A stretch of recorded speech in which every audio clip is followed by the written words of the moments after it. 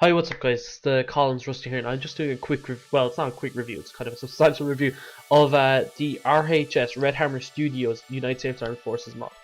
Now, this is one of the big overhauls of Arma 3. There's two different variants of this. You have United States Armed Forces, and you also have the Russian Armed Forces, which is Op4 and Blue4 being the US, Op4 being the Russians. The game is great in the sense that it adds a large selection of new gear, as you can see on the screen. They added UCP, OCP, different uniforms as well, like the Marine Corps, Woodland, Marine Corps, Marpat, Desert. You also got the different types of Gen 3 uniforms that are used by a lot of Special Forces units. All this gear is quite good. It's pretty much on point. It's all new models and everything like that. It's not reskins.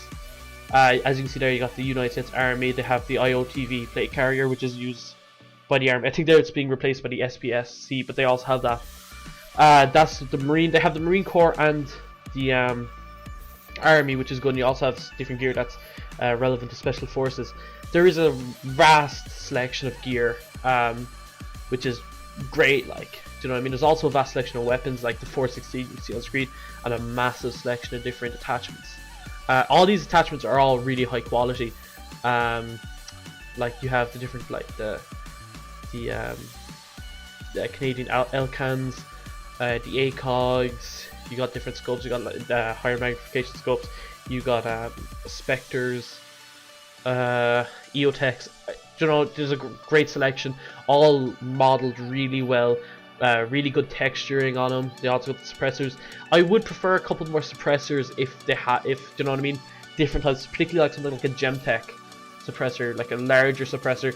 But they all look really cool. The 416 has a little problem though, which is one of the newer guns they've added to the game. But the placement of the PEC box on the top is like kind of into the guard, because the guard on the 416 is a bit bigger. So maybe that's something that'll need a bit of tweaking.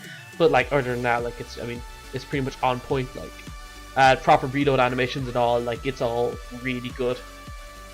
They got a wide selection, and they got loads of different variants of like 416s grenade launchers. A great selection. M107s. Again, the M107s. This is are part of the newest update of RHS. So if you don't have that, and you have the older versions, I highly recommend the update, because it's brilliant. It adds so much to the game. Particularly M107s, 416s, new gear, new helmet variants. It's pretty badass. You can see the different types. You got the different M16s, the different snipers. I believe they're MSRs. I think they are. I'm not really that familiar with the US sniper rifles, because they've all been replacing the M40A5s or M40A4s even. Great selection. Again, as I said, there's loads of different variants, again with paint jobs, all that. They also have good a variation of machine guns. I have one little gripe with the M240s. The M240s have the normal kind of generic reload. There's not a proper animation, but you can see with the M249 there's actually a proper M249 animation, which is pretty badass, as you can see there.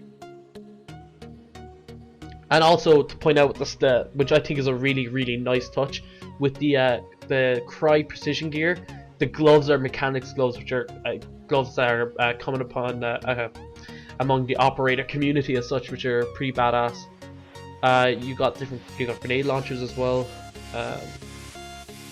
Also got your M4s and all that. Like, they've pretty much all the guns covered. They have nice variants. The grenade launchers are nice as well. I believe they have animations for the grenade launchers as well, which is always a good thing. You also got desert versions of the M4, which is pretty good. You also got the different Daniel Defense MK18s, different versions, different mods. The mod ones there. You also have the some SR25s, which are good for marksmanship. You know, they're always handy. You also got the MP7s. I do have a couple problems with the MP7s. They don't have any iron sights. I'd say they're clearly not finished. The damage model on them is a little bit funky as well. Like, they don't quite have the penetration that you'd expect from a MP7, especially with that 4.7 and 5.7 round. I think it's a 5.7. set to 4.7. It might be 4.7. I might be just full shit. But yeah, like you would kind of expect more, especially to armor. These are different types of launchers. They have SMAWs, they M27 or M72 even. God damn. Which again has all its animations, which is pretty badass. Also, which is realistic to the normal M72, is the once the round is spent, you can't use the rocket again, which is pretty nice. Now, these are the selection of vehicles. The selection of the armored air APCs are a nice selection of them. They're I don't know the name of them now. I think they're M11s. Again, they don't have any guns. These are the Bradleys. These all have guns. Do you know what I mean? They're all your IFVs, which they're pretty strong. They're pretty good. They all have proper animations and all that anyway. You also have MRAPs, the RG32s. They're pretty good. M1A1s. I mean, there's nothing quite like the M1A1s. Bringing democracy $40 million at a time. You also have, there's different types of support vehicles as well, which are great. Again, lots of detail, plenty of detail. Yeah, I have some gripes to them, but nothing major. They're all really high quality. These are the little birds. Now, little birds were only introduced recently with the last update, and these are, I love these. These are phenomenal. They are way better than the base Pawnees, right, which are in the game, and they have guns, and I'll also be showing you a little bit of gameplay with those later. They're top notch, brilliant. They also have these support vehicles. Again, they're similar to Hemets. I don't know what they're actually called, but they're pretty badass. Now, for the Air Force, they have a lot of attention put into both the Marine Corps and the Army Air, particularly the helicopters. They have a lot of attention put into these, and these helicopters are nice. Now, I do like the HZs. They're all really nice, high quality. And you also get them in the grey kind of marine pattern as well, which also looks quite sick. And you have the Chinooks, or the CH-47s, I think. I don't know. They come in desert, and they come in the darker one as well, which again, pretty badass. You have the Blackhawks. You can't, to be fair, you can't have a modern military game without Blackhawks, honestly. Do you know what I mean? They're a staple of the military since Black Hawk Down, you know.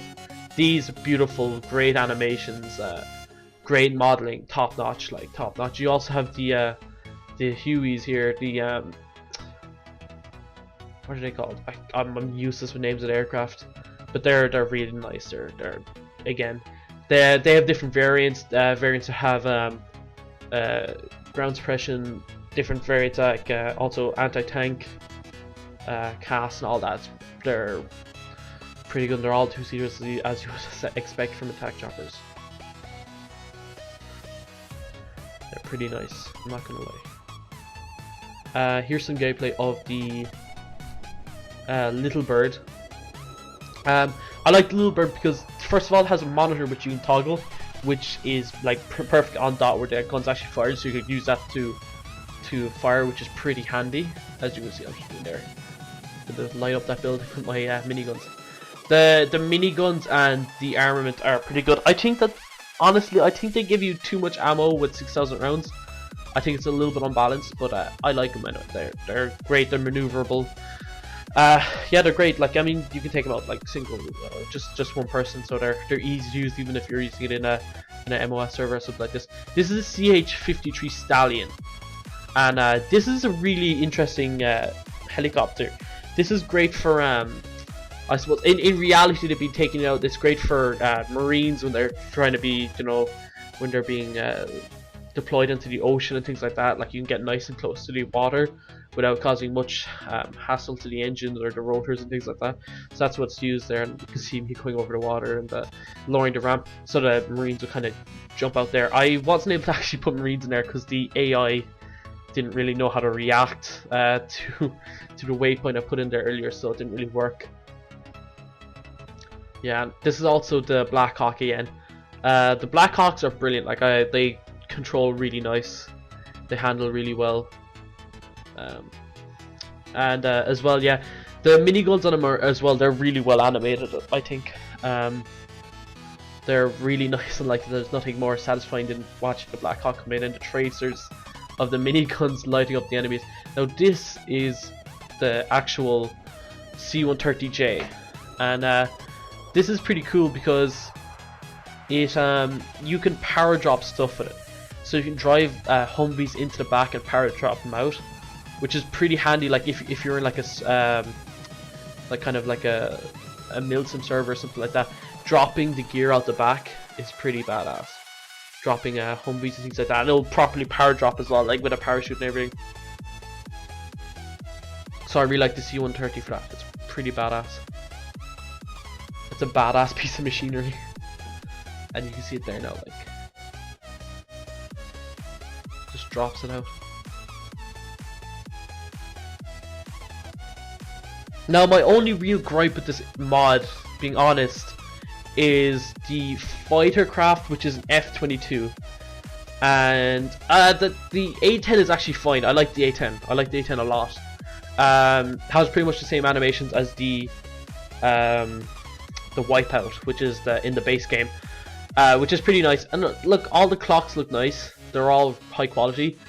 My problem is with the F-22. I feel the F-22 isn't quite balanced. It has problems that it's fairly jumpy.